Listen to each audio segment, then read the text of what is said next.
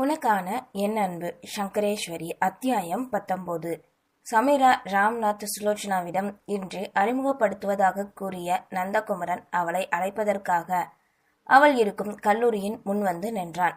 சமீராவின் கைபேசி எண்ணிற்கு அழைக்க அவள் கோச்சிங்கில் இருப்பதால் அவளின் கைபேசி ஒலியெழுப்புவதைக் கண்ட வர்ஷினி அதை எடுத்தாள்.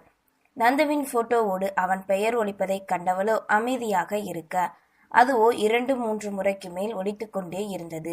பயத்துடன் அட்டன் பண்ணியவள் அவன் பேசுவதற்கு முன்பே, நான் சமீராவோட ஃப்ரெண்ட் வர்ஷினி பேசுறேன், அவன் ரன்னிங் கோச்சில் இருக்கா, வந்ததும் ஃபோன் பண்ண சொல்றேன் என்று மூச்சு விடாமல் கூற, சரி என கூறிய அடுத்த நொடி கைபேசியை ஆஃப் பண்ணி மூச்சு வாங்கினாள் வர்ஷினி.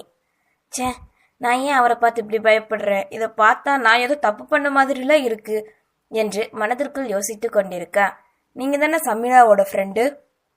திடீரென்று தனக்கு பின்னால் தன்னை யாரோ அழைக்கவும், அதுவும் அந்த கணீர் குரலில் அதிர்ந்து திரும்பினாள் வர்ஷினி. அவனை கண்டு பயந்து பதற, முகத்தில் வியர்வை வேர்த்து கொட்ட அவள் பதற்றத்தை கண்டவனோ, ஹே கூல், ஏன் நீங்க இப்படி பதறீங்க, நான் என்ன உங்களை ஷூட் பண்ணவா போறேன் என்றவாறு அவளையே பார்க்க, அவன் கூறியதை கேட்டவளின் நினைவோ அவனின் முதல் சந்திப்பு அந்த அதிகாலை வேளையில் அவன் பண்ணிய செயலை நினைத்தாள்.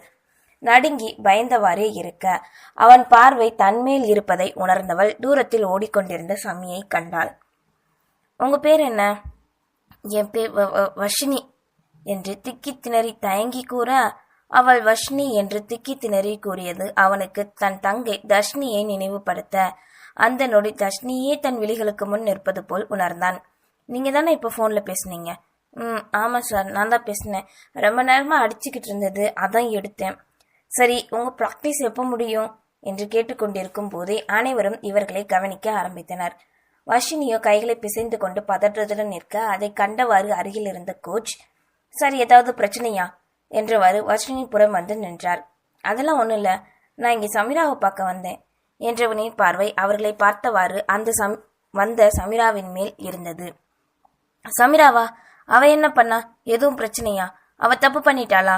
இவங்க 2 பேரும் என்னோட பொறுப்பு, ஏதாவதுன்னா என்கிட்ட சொல்லுங்க சார் என்று பதற்றத்தோடு கேட்க, சார் நீங்க டென்ஷன் ஆகாதீங்க, நான் இப்போ போலீஸ் அதிகாரியா வரல. அப்போ நீங்க ஏன் சமீராவை பார்க்க வந்தீங்க? சார், நான் அவ என்னோட மாமா நான் என்றவாறு தன் கோச்சின் முன் வந்து நின்றாள் சமீரா. அவரோ நம்பாத பார்வை ஒன்றை பார்க்க, சார் நான் மீராவை கொஞ்சம் வெளியே கூட்டிட்டு போகணும், நானே வந்து சீக்கிரம் டிராப் பண்ணிடுறேன்.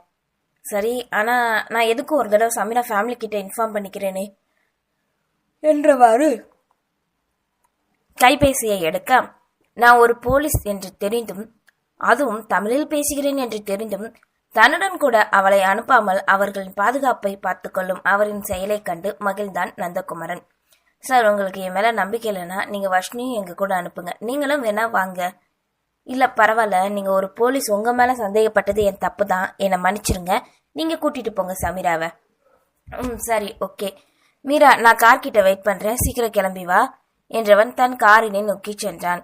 காரின் அருகே நின்றவாறு கல்லூரியில் அங்கும் இங்கும் செல்லும் மாணவர்கள் தன்னை பார்ப்பதை பார்த்து பயப்படுவதையும் கண்டுகொண்டிருக்க, லைட் கிரீன் கலர் சல்வாரில் காற்றில் கூந்தல் அசைந்தாட, அவள் கையில் கட்டியிருந்த வாட்சை பார்த்தவாறு சந்தோஷமாக துள்ளி குதித்து வரும் புள்ளிமான் தாவிக்கொண்டு தன்னை நோக்கி வருவது போல் நினைத்தான். தன்னையே வைத்த கண் வாங்காமல் பார்த்த நந்துவின் செயலில் சிவந்தவளோ, மாமா நம்ம எங்க போறோம் துள்ளலோடு கேட்டாள். கார்ல ஏறு மீரா, போகும்போது சொல்றேன் என்க காரின் முன்னிருக்கையில் ஏறி அமர்ந்தாள். காரினை செலுத்த, உங்க புல்லட் என்னாச்சு மாமா? இருக்கு, ஏன் கேக்குறா, அதுல போகதான் பிடிச்சிருக்கா? அப்படிலாம் இல்ல மாமா, சும்மா தான் கேட்டேன். சரி, உங்க கோச் என்னை நம்பி அனுப்ப மாட்டேக்காரு போல, நான் ஃபேமிலி கிட்ட இன்ஃபார்ம் பண்ணிட்டு தான் அனுப்புவேன்னு சொல்றாரு. அவரை நம்பி தானே எங்க பேரண்ட்ஸ் இங்க அனுப்பிச்சிருக்காங்க, அதான் என்றவாறு அவன் தோள்பட்டையில் உரிமையோடு சாய காரை ஓரமாக நிறுத்தினான். என்னாச்சு மாமா, ஏன் நிறுத்திட்டீங்க? அது நான் உன்கிட்ட ஒன்னு சொல்லுவேன், நீ எனக்காக அதை நிறைவேற்றுவியா? அவன் கைகளை பிடித்து கொண்டு கெஞ்சுதலோடு கேட்க, கண்டிப்பா செய்யறேன் மாமா, நான் என்ன செய்யணும்னு சொல்லுங்க மாமா. இன்னும் எத்தனை நாள் இங்க இருப்பேன்? 1 வீக் இருப்பேன். எதுக்கு மாமா? மீரா, நான் அதுக்கப்புறம் நீ என்னை விட்டு போயிருவேல என்க அவன் கூறிய நொடி தன் இதயம் அதன் துடிப்பை நிறுத்திவிட்டது போல் உணர்ந்தாள்.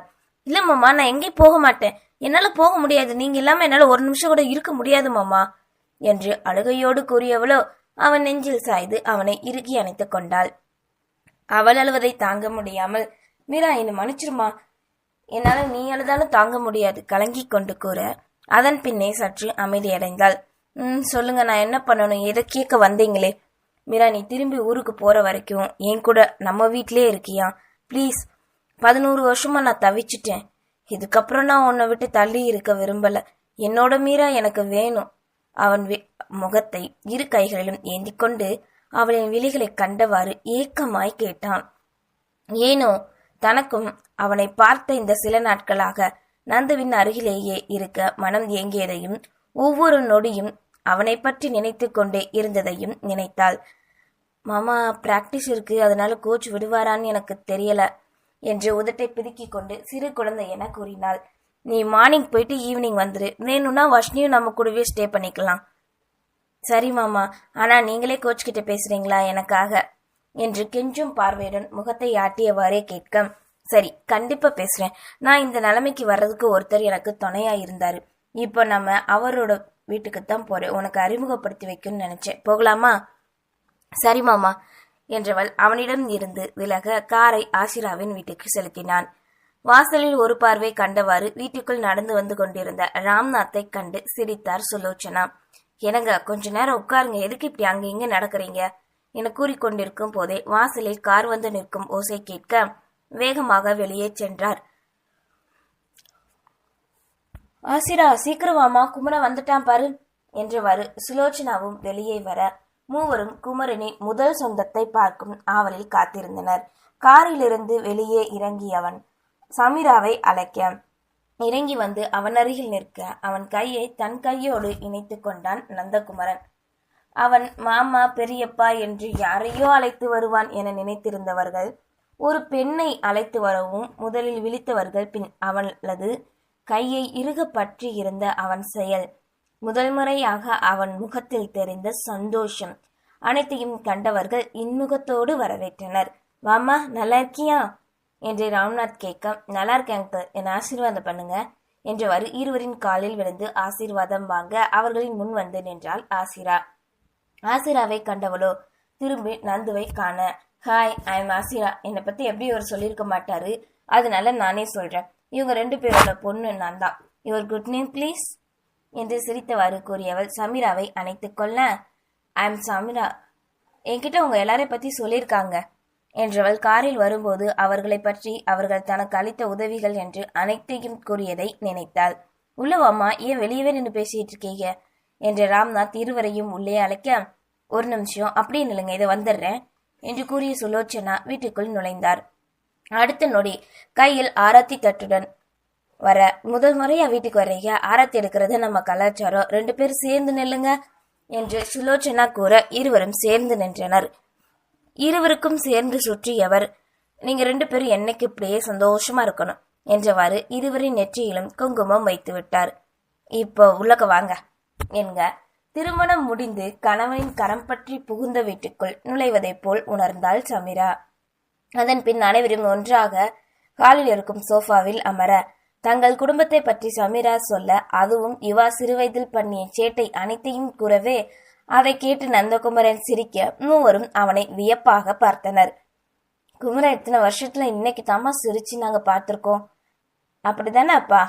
ஆசிரா கேட்க, சரி சரி பேசினது போதும், வாங்க எல்லாரும் சாப்பிடலாம் என்று சுலோச்சனா கூறியதும் அதன் பின் அனைவரும் ஒன்றாக அமர்ந்து பேசியவாறே சாப்பிட்டு முடித்தனர். ஆசிரா, நீ போய் சமைக்கு நம்ம வீட்டை சுத்தி காட்டுமா? அதெல்லாம் வேண்டாமா, நான் அவளை கூட்டிட்டு போகணும். அவ கோச் ரொம்ப நேரம் தான் இருக்க விட மாட்டாரு, அனுப்பிச்சிருக்காரு. அவ ஊருக்கு போறதுக்குள்ள இன்னொரு நாள் கூட்டிட்டு வரேன். என்னப்பா இது?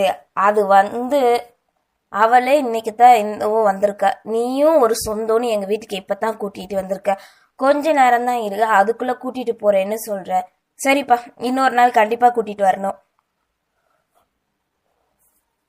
கண்டிப்பா கூட்டிட்டு வரேன் என்றவன் அனைவரிடமும் சொல்லிக்கொண்டு சமீராவை அழைத்து சென்றான். மாமா, அவங்க எல்லாரும் நல்லா பேசுறாங்கல்ல, அதுவும் ஆசிரா அழகா இருக்காங்க, எனக்கு அவங்கள ரொம்ப பிடிச்சிருக்கு. ஆசிரா நல்ல பொண்ணு, சிரிச்சா முகமா இருப்பா, எல்லார்கிட்டையும் நல்லா பேசுவான். ஆனா நான் தான் அவகிட்ட பேச மாட்டேன். சரியா, வேலையில ஜாயின் பண்ணதுல இருந்து அவ ஃபேமிலி கிட்ட பேசவே நேரம் இல்லை. சரி.